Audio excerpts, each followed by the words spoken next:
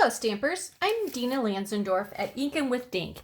And today's video I wanted to show you this fun little background for a card, and then we'll actually make it into a card. Now the background is a fairly busy background, so I'll show you some ways to kind of tone it down a little bit, but still keeping all the beautifulness of the Designer Series paper.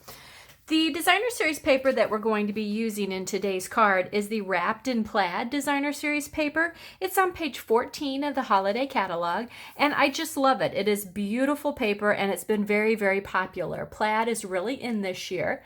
And this paper, the way it is it's plaid on one side and has some like gold foil going through it. And then the other side is more of a whimsical kind of design. So it's really fun paper to work with for all kinds of projects. So are you ready to get started?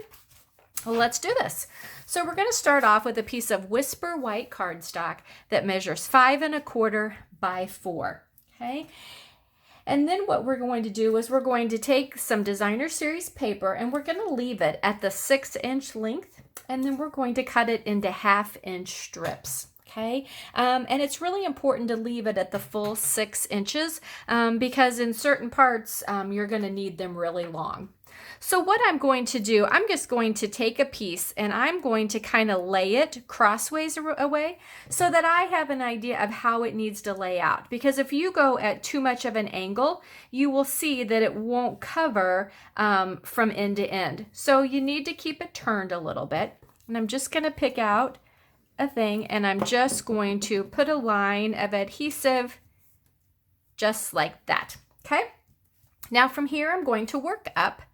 So I'm going to put a little line of adhesive and I'm going to lay this one right next to it. Okay.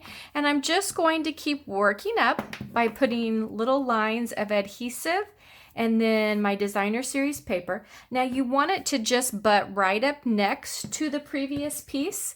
You don't want to leave a gap and you certainly don't want to overlap. So just be sure when you put it on that you're getting it just as close to the other piece as you can. And you can see when I put it on, I kind of feel just to make sure that it feels like it is butt right up next to it. Okay, then I'm going to do this little piece right here, just like that. Okay, now I'm going to work down. So again, put a strip of adhesive there. I'm going to take my next piece, put it, again, making sure that it comes all the way down to the end. Put another strip. And I will just keep doing this until the whole sheet is covered. Now, I don't know, picked a few random patterns. I think I ended up with 12 different ones because that's what's in the paper. So you will see when you get down to the end, I'm all out. Okay, so then what you need to do is you need to trim off some of these previous ones. So the way we're going to do that is we're just going to take this and turn it over. Okay, and you can easily just go through and trim across one side just like that. Okay, now that gives me enough pieces to do the rest of my card front here. So put some adhesive in that, put a little bit more adhesive in my next strip. And then I've just got a teeny tiny little piece on here. So I'm going to hold off on that for just a second. I'm going to go ahead and trim all the rest of these because it's really hard when you've got a little bitty piece and you're just going to stick it on. It's hard to keep it on and manage it when you are going around and cutting all around it. So I do that little piece last.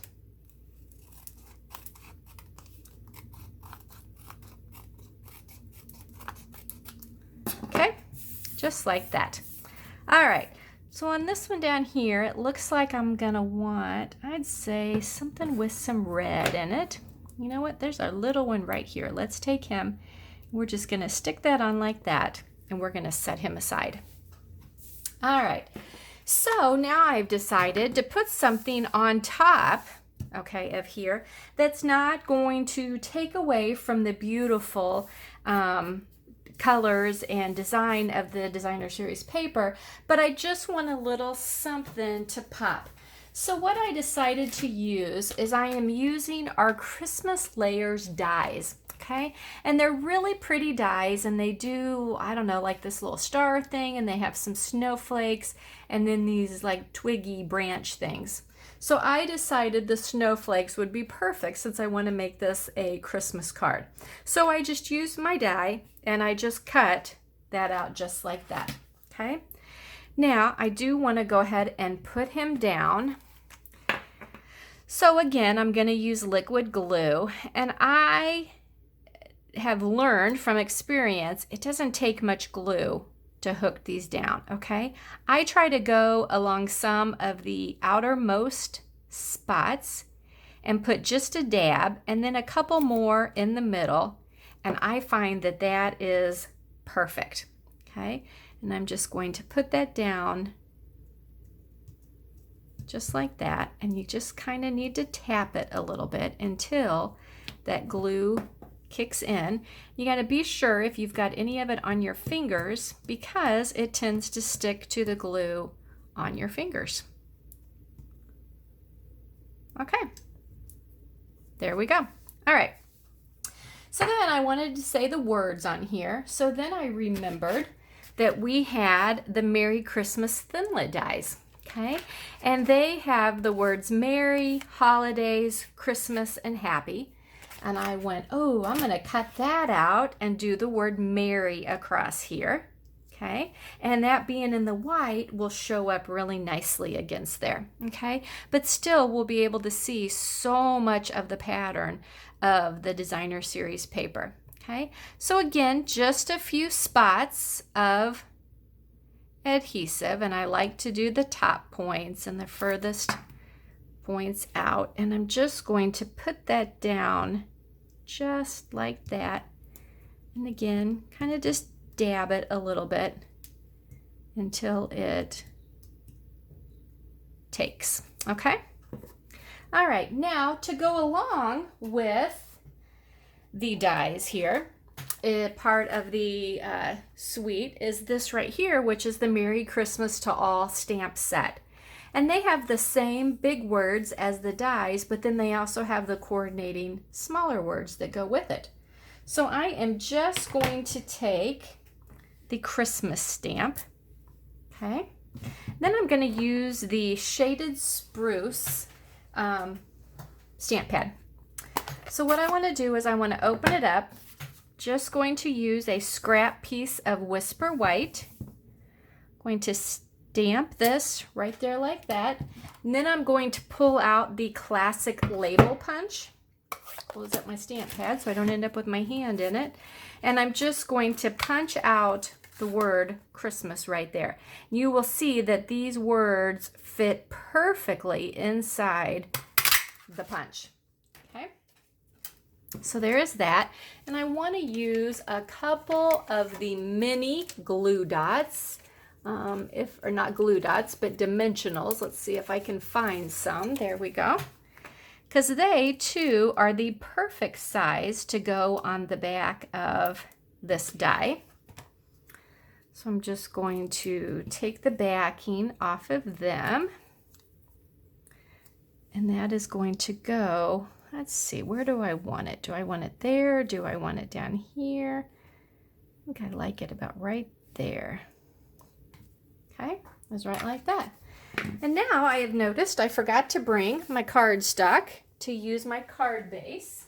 So let me grab a piece of cardstock here. That's not the right color. What color do we want? Let's do Shaded Spruce. So there we go, because that is one of the colors that coordinates with our Designer Series paper. This is a 8.5 by 5.5 piece, and it is just going to be folded in half right like that. use my bone folder. And then I'm ready to adhere this to my card front.